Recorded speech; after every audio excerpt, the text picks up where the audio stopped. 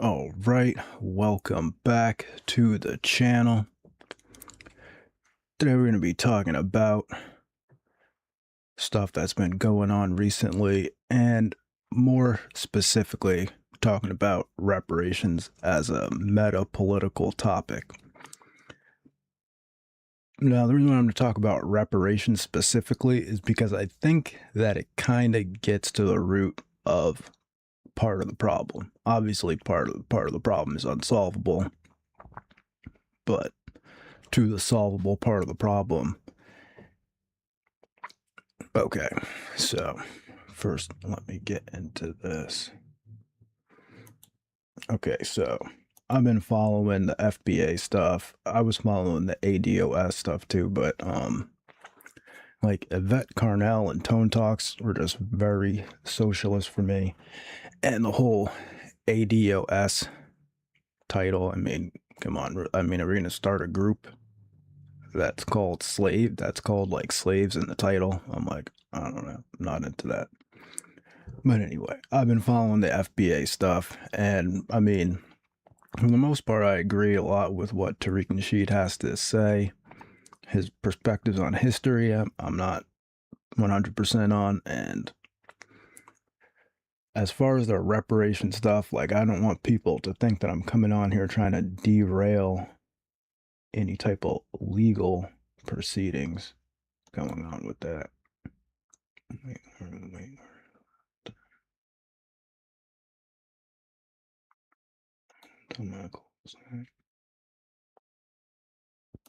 Anyway, so like I'm saying, as far as reparations goes, like there's the legal side of it, and then there's the meta political side of it. Now, as far as the legal side of it goes, I don't have any problem with people legally and peacefully pursuing any type of legal action within the courts. Now, I had this article pulled up. I don't know what happened to it. I must have closed it. But I saw what happened with the people when they tried to get reparations in California, and the Democrats basically were like, we're not going to give you reparations. There's no possible way. So I think that it's kind of a moot point at this point, the whole reparations thing. But the overarching thing seems to be with all these recent crimes and all this other stuff. Now, the stuff that's going on in the UK, I'm not sure if it's the same exact thing, right? But what I think is kind of like the underlying thing is this concept of reparations, that the average white person owes black people something, which just is not, it's just not true. It just has to be like something that has to be removed from the like meta political conversation in order for to like, I don't know. I mean, obviously this video is like not going to do anything, but it's like there's a certain point where you have to like actually accept that, you know, being citizens in the United States is a form of reparations. The entire civil rights period was a form of reparations. Like welfare and stuff like that is a form of reparations. All these things, DEI and all this other stuff, is already forms of reparations. You see? So like when a white person hears you say reparations, right, especially a white guy, since they pay the majority of taxes, because like, you know, it's just basic politics 101. You say you want money from the government, but money from the government means taxes. Taxes comes from other citizens in the country. So when you say reparations, they say we're getting taxed. Reparations, taxes, right? But that's not what we're looking for, right? Because taxing people is bad. Taxing people is another form of theft, and the white people that exist now are not guilty of any crime. It's just a fact. So, the overarching mentality, I would say, that reparations is the cause of people thinking that they can just do whatever they want. Because, I mean, in the instance, if someone did owe you money or did owe you something, then you would be justified to, like, get reparations or something like that. But the fact is that that's not the case. And the fact is that the case is that nobody that's alive now did anything to you. And it's just really that simple.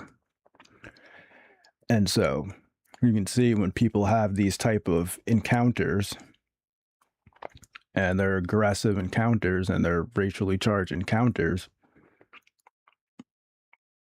obviously people feel justified. It's like, what's the justification for doing something like just assaulting someone for no reason when you're in the wrong place?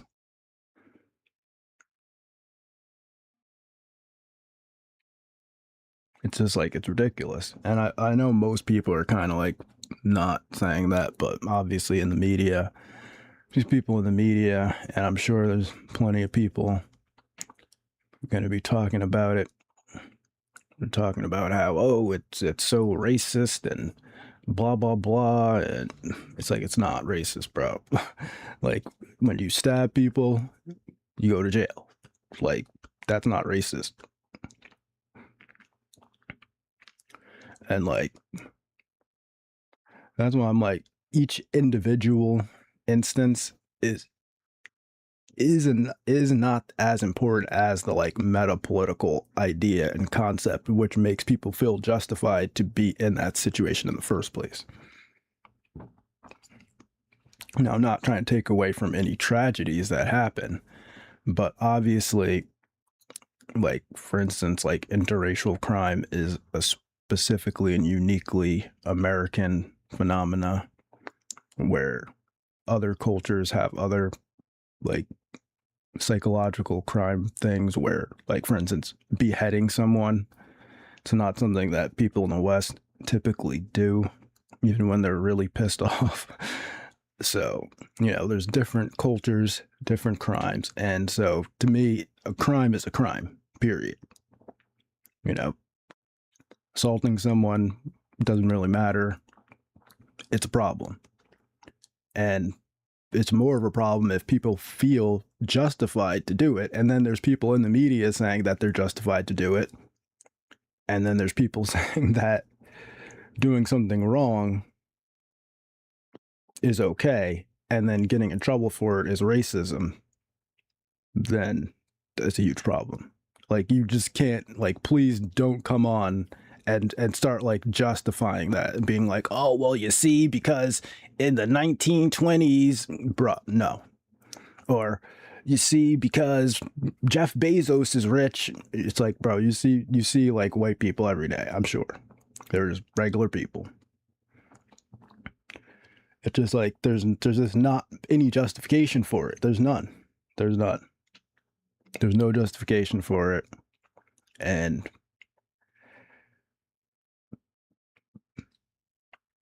what it is that it's just like the reparations were already received. Like, becoming a citizen is the reparations, and you're taking it for granted in a sense when you're saying, oh, well, I demand some other reparations, and we got what else? It's like, and then we're justified to hurt people until we get the reparations. Because that's what it seems like the real argument is. That it's that's the justification until we get enough reparations and all this other stuff. But you refuse to accept even I'm not even saying accept the other arguments, but entertain the other arguments about how come Asian people and Indian people and Latino people, and everybody else is passing black people. And then, like, taking into consideration the fact that white people have been helping us, and that maybe there's other reasons other than white people aren't helping us enough, or some other type of like thing in that sense, and maybe there is another reason. That's what I'm saying. Maybe there's another reason, and maybe receiving more reparations isn't the answer, and then getting pissed off and then justifying murders based on the fact that you haven't received enough yet, right? Because you just have to like really be honest in the situation and like be like, what did a fucking white person do to you? Nothing. If you have to go back to like the 1800s to figure out what a white person did to like your great grandfathers, and like, it's like, come on, bro. Or you'd be like, oh, well, they put black people. I know, but because black people are committing more crime, like violent crimes, because that's what it is, the violent crimes. So then they send more police, and then the police have to arrest people because they're that's how they get paid, is by arresting people, basically. So it's stupid, it's fucked up, but that's how it works. And so the only way to reduce it is by reducing the violent crime, right? And, you know, even if you can't even reduce the crime, a good way to start would be to at least acknowledge that it's wrong, right? Like that, I think that would be a good starting point, to just like kind of be like, look, actually this is wrong, and that guy was just wrong, and you know, it's not because he's black or anything. And in fact, it would be like, well, black people don't support, we'd be like, we don't support that. You know, instead of saying like, oh yeah, well, oh, we do support that, we'd be like, oh, actually we don't support that. And it's unjustified if that's the cause. Like, you know, you see what I'm saying? Because it's like, that's why I don't even want to talk about it, because it's all like hypothetical. Like, we weren't there, we don't actually know what happens. We can take a good guess. No one really was there, knows what was said or what happened. You know, it's unclear, obviously, what the real reason is. It's because they're teenage boys. That's the real reason. Teenage boys, high testosterone.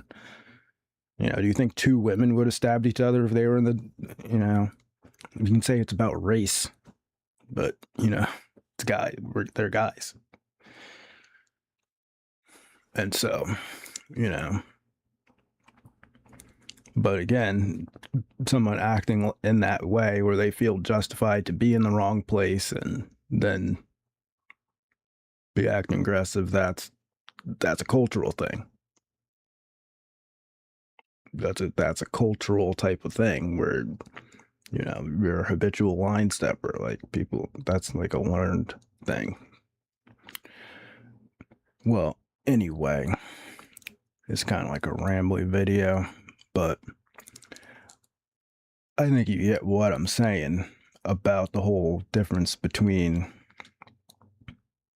you know, the legal reparations. Like, if you want to do it, try and do it legally, whatever, that's fine.